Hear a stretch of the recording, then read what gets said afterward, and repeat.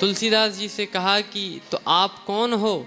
तुलसीदास जी ने कहा इस ग्रंथ के रचयिता तो भगवान शिव हैं, हम तो इस ग्रंथ के प्रकाशक मात्र हैं। जैसे किसी किताब का रचयिता कोई और होता है और प्रकाशक कोई और होता है, राइटर कोई और होता है और पब्लिशर कोई और होता है। इसीलिए भगवान शिव, तुलसीदास जी ने कहा भगवान शिव इस ग्रंथ के राइटर हैं और प्रकाशक पब्लिशर हम हैं। अच्छा बाबा, तुमने ग्रंथ को प्रकाशित किया? हाँ। तो इस ग्रंथ को कहाँ प्रकाशित किया? नौमी भौम बार मधुमासा, नौमी भौम बार मधुमासा, अवधपुरी यह चरित प्रकाशा, अवधपुरी चरित प्रकाशा। यह कथा 4 घाटों पर हो रही है। श्री रामचरितमानस में 4 घाटों पर कथा हो रही है। 4 घाट माने कहा हर एक घाट पर, प्रत्येक घाट पर कोई व्यक्ति कथा को सुना रहा है और कोई व्यक्ति कथा को सुन रहा है। एक घाट जिसे कहा गया कि यह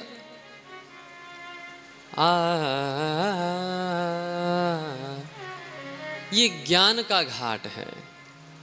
ज्ञान का घाट कौन सा? कहा भगवान शिव एवं माता पार्वती का, ये ज्ञान का घाट है। एक घाट पर भगवान शिव एवं माता पार्वती कथा श्रवण कर रहे हैं, सुन रहे हैं, ये ज्ञान का घाट। दूसरा घाट कौन सा? कहा एक घाट है श्री याज्ञवल्क्य जी का एवं भरद्वाज जी का। याज्ञवल्क्य जी कथा को सुना रहे हैं, भरद्वाज जी कथा को सुन रहे हैं। माघ मकर गति रवि जब होई, तीरथ पति आव सब कोई। माघ के महीने में जब सूर्य मकर राशि में प्रवेश करता है तो मकर संक्रांति होती है। और ऐसे कुछ मकर संक्रांतियों में कुंभ लगता है। अभी महाकुंभ आया था तो सारे संत लोग कुंभ में आते हैं। इसी प्रकार से पहले भी एक ऋषि जिनका नाम याज्ञवल्क्य था, वे प्रयागराज आए और प्रयाग में ही रहने वाले एक ऋषि जिनका नाम भरद्वाज है, इन्होंने याज्ञवल्क्य जी के चरण पकड़ लिए और कहा महाराज हमारे आश्रम को चलो। याज्ञवल्क्य जी ने कहा आप जाना है? महाराज कुछ किंचित समय घर पर ले गए, पद पखारी, पादोदक लीन्हा, चरण पखारे, चरणामृत पान किया, अनेक प्रकार से भोजन करवाया, द्रव्य दिया। फिर कहा कि मुझे एक बहुत बड़ा संशय है, नाथ एक संशय बड़ मोरे। देखो श्री रामचरितमानस हमें यह भी सिखाती है किस प्रकार से किसी संत से विनम्रता पूर्वक अपने संशय को पूछना चाहिए। बोले कि एक संशय है, भरद्वाज जी ने याज्ञवल्क्य जी से कहा, है तो एक लेकिन बहुत बड़ा है। नाथ एक संशय बड़ मोरे, बहुत बड़ा संशय है। और आपके तो करगत वेद तत्व सब तोरे, आप तो ज्ञानी हैं, वेद पुराण इतिहास जानते हैं, तो मैं वो संशय आपके सामने रखना चाहता हूँ। याज्ञवल्क्य जी ने कहा कि रखो, क्या संशय है? बोले कि लेकिन कहत सुमोही लागत भय लाजा। वो संशय यदि मैं कहता हूँ तो मुझे भय भी लगता है, डर भी लगता है और लाज भी लगती है। डर क्यों लगता है? का डर इसीलिए कि आपको यह ना लगने लगे कि मैं आपकी परीक्षा लेने के लिए प्रश्न पूछ रहा हूं, आप क्रोधित ही हो जाएं, इसलिए डर लग रहा है। लागत भय और लाजा, साथ में लाज भी लग रही है। क्यों? का आप यह ना कहें कि यार तुम इतने बड़े स्थान प्रयाग में रहने वाले, इतना बड़ा नाम तुम्हारा और इतनी छोटी सी चीज नहीं पता। लेकिन एक बात मुझे पता है, होई न विमल विवेक और गुरुसन किए दुराव। गुरु जी से यदि कुछ भी छिपाया जाता है तो हृदय में विमल विवेक तो नहीं होता। विवेक भले ही हो जाए, विमल विवेक जहां पर मलता चली जाए वो नहीं होता। तो इसीलिए मैं आपसे अपना संशय कह रहा हूं।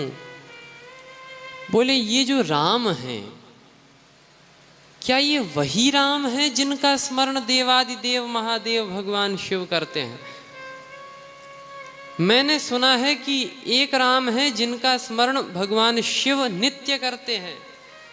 तुम पुनि राम राम दिन राती। तुम पुनि राम राम दिन राती। तुम पुनि राम राम दिन राती। तुम पुनि राम राम दिन राती। सादर जपहु अनंग अराती। सादर जपहु अनंत अनादि। तुम पुनि राम राम दिन राती। आप तो राम राम राम राम जपते ही रहते हैं। भरद्वाज जी ने कहा, एक राम के बारे में मैंने सुना है कि शिव उनका स्मरण निरंतर करते हैं। तुम पुनि राम राम दिन राती। और एक राम और मैंने सुने हैं जो लोक में बहुत प्रचलित हैं। उनका ये हुआ कि नारी बिरह दुख लह्यू अपारा, भयउ रोष रन रावण मारा। उनके चरित्र में हमें कुछ खास तो दिखा नहीं। राम का चरित्र ही यही था। अब देखो, ये बात कहने के लिए भी कि गुरुजी से हम ऐसा कह रहे हैं कि राम के चरित्र में तो कुछ खास है ही नहीं, और ये संशय यदि भरद्वाज जी न कहते तो लोक को कथा कैसे मिलती। इसीलिए यदि किसी भी प्रकार का प्रश्न हो, कैसा भी प्रश्न हो, आपको लगे उचित है अनुचित है, लेकिन यदि वह संशय है तो गुरुजी से अवश्य पूछना चाहिए। वह प्रश्न अवश्य प्रष्टव्य है।